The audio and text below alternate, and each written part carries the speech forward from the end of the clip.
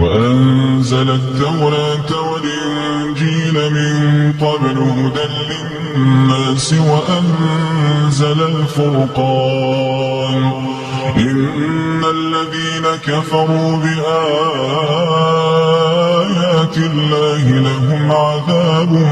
شديد والله عزيز ذو انتقام إن الله لا يخفى عليه شيء في الأرض ولا في السماء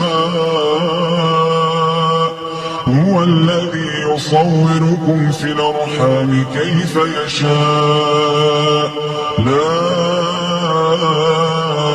إله إلا هو العزيز الحكيم